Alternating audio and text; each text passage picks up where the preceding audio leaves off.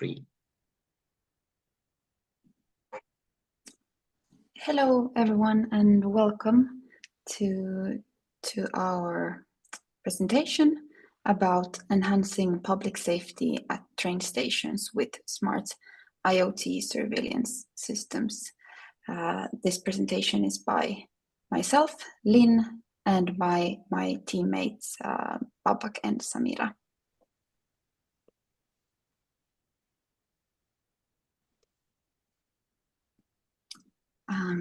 Yes, so train stations are used by a large amount of people every day. For example, Stockholm Central Railway Station is used by around 200,000 travelers every day, and this amount of train travelers is expected to grow by the year of 2050. And there can be a lot of security threats on train stations, depending, of course, on the size of the station and time of day and the amount of people there at the time. But we believe IoT surveillance system can help minimize many of these threats.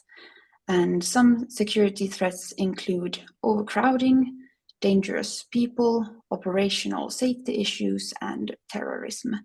And also something important is also the perception of safety for the travelers and also the personnel at the stations.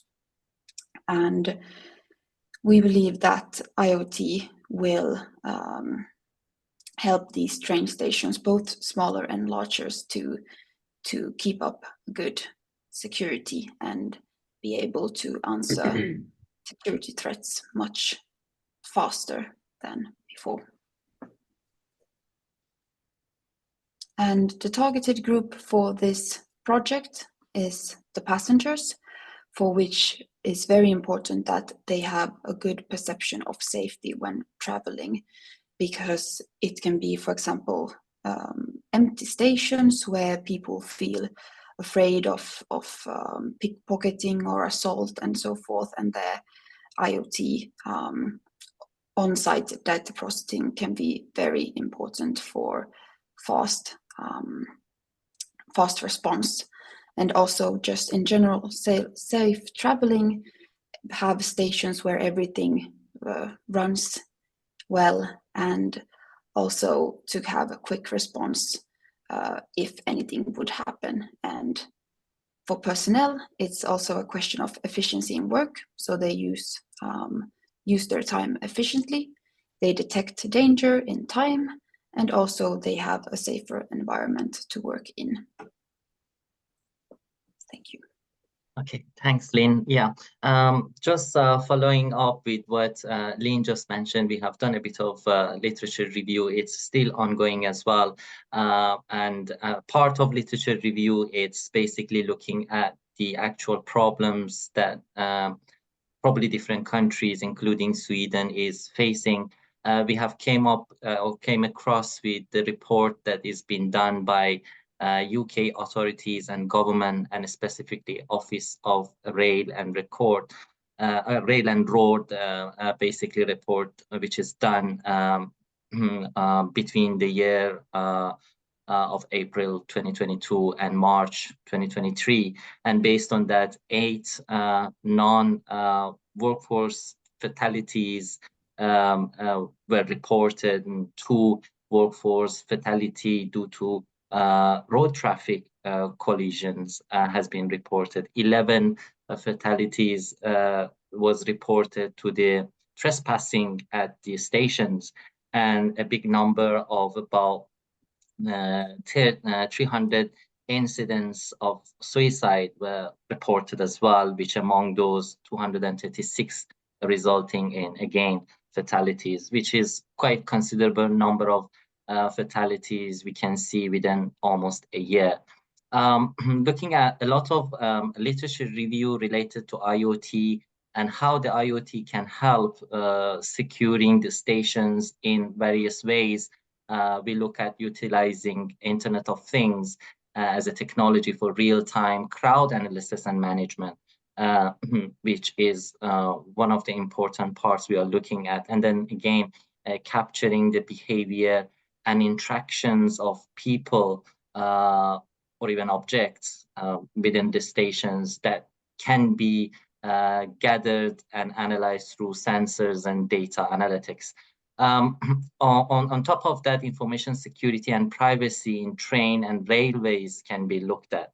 But on top of that, again, the railway sector stands to gain a significant interaction of broadband communication systems, which is another technology that we are looking at, exploring it in our literature review and eventually use it in our project.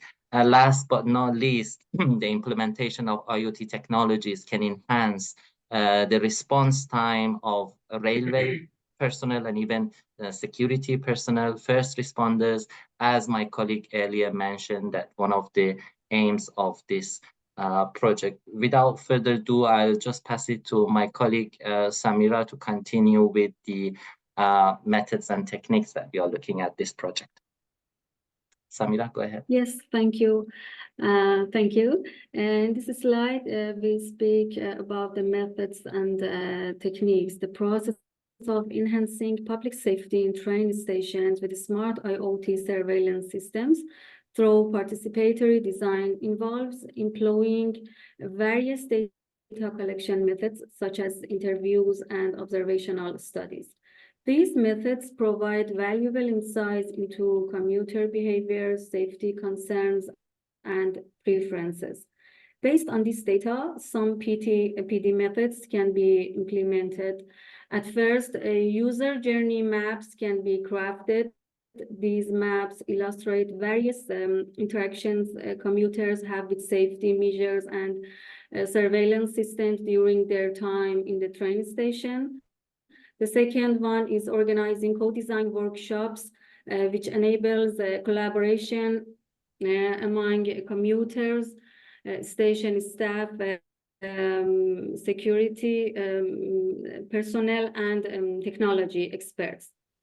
Basic prototypes or models of IoT surveillance system features and interfaces can be created using ideas generated from co-design workshops. The feedback collected during these workshops can guide the iterative improvement and enhancement of these prototypes. Number 4, the usability testing sessions involving commuters and station staff can be conducted to assess the effectiveness, the usability, and acceptance of prototype surveillance systems. Through the next one, the stakeholders can be engaged in participatory decision-making processes by sharing insights and finding from observations and interviews. Collaborating with the stakeholders to pilot test the proposed surveillance systems in a real-world train station setting is another method. And another one is setting up a system for continuous feedback and communication with the stakeholders during both the design and implementation stages also is crucial. So through these methods, train stations can develop surveillance systems that are user-centered, contextually relevant, and effective in improving public safety for commuters and station staff. This collaborative approach ensures that safety initiatives are informed by the needs, preferences, and experiences of those they are meant to serve. And now I want you, Babak, to continue the slide. Okay, yes, just quickly, the upcoming agenda that we have for continuing our project will include the empirical results. And then we are looking at design and prototype. Of course, advanced prototype would be an optional, which we will probably consider in future. And then we will evaluate our prototypes and then eventually come up with our discussion and conclusion. Thank you for your time and thank you for your listening. That brings us to the end of our presentation. Thank you. Thank you.